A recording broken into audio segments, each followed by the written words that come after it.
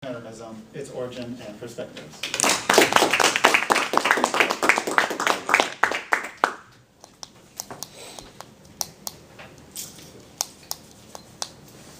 I am because I am.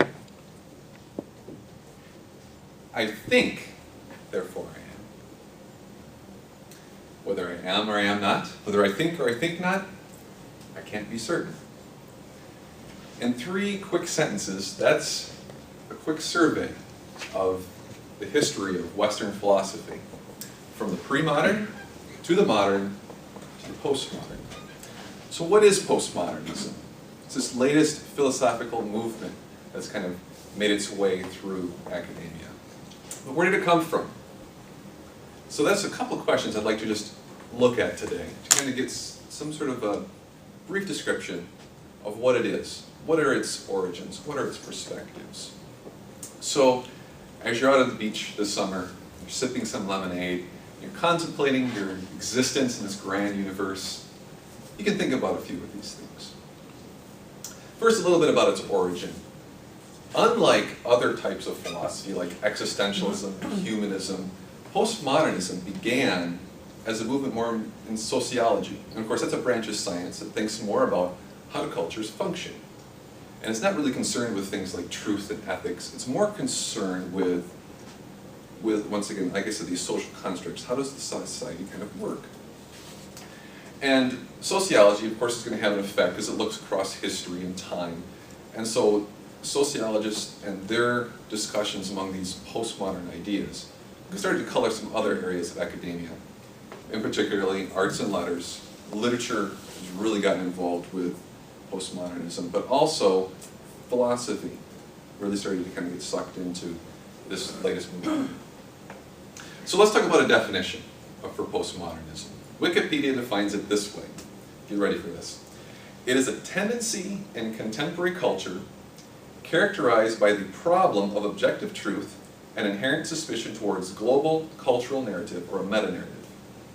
It involves the belief that many, if not all, apparent realities are only social constructs, as they are inherent to time and place. It emphasizes the role of language, power relations, and motivations. It holds realities to be plural and relative and dependent on who the interested parties are and what their interests consist in. It's a pretty big definition. So I'm going to break it down into a few chunks here that we can sort of digest it piece by piece.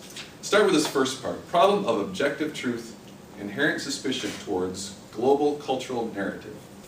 Also holding realities to be plural and relative. These are kind of saying the same things, these 2 pieces of the definition. But that's very central to this idea of postmodernism.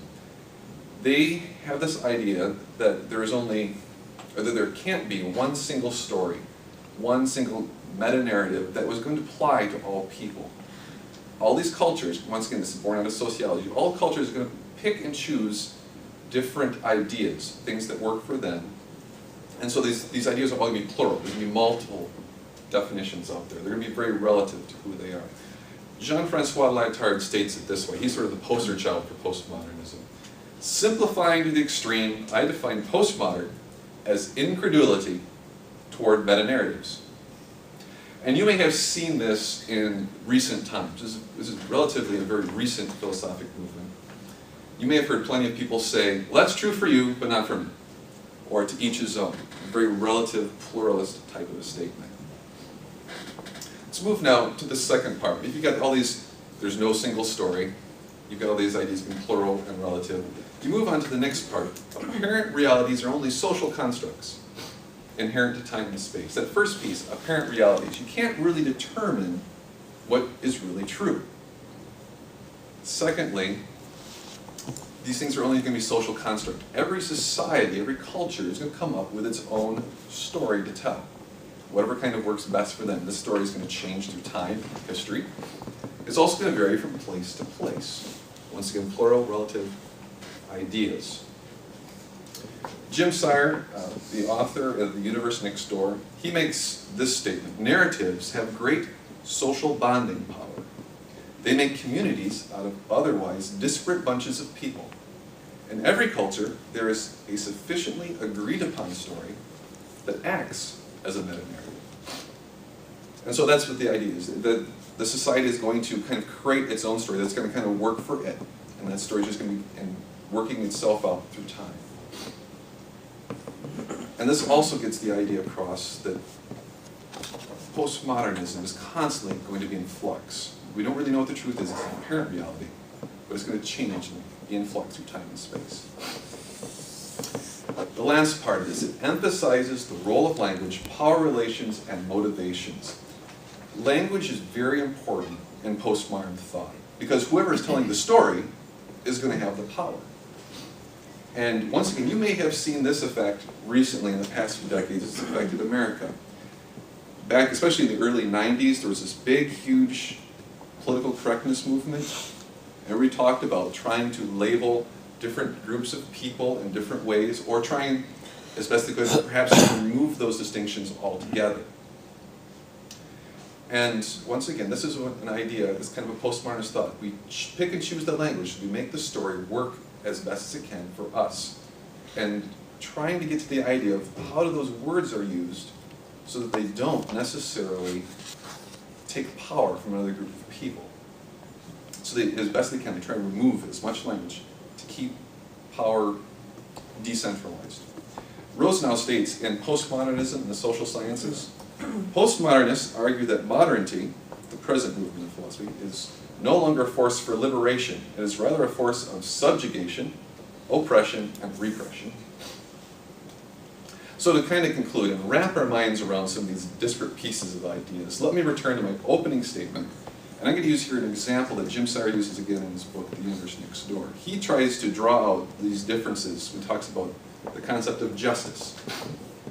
He says, I am because I am. This pre-modern idea that we used to have. This idea that society used to take its laws as a revelation from a just God. In modern times, I think, therefore I am. In the modern times, in the age of enlightenment, universal reason has been used as a guide for justice and deciding a reasonable set of laws. Whether I am or I am not, think or think not, I can't be certain. In the postmodern world, we have this rather despairing sense that there can't be any sort of a universal system of justice.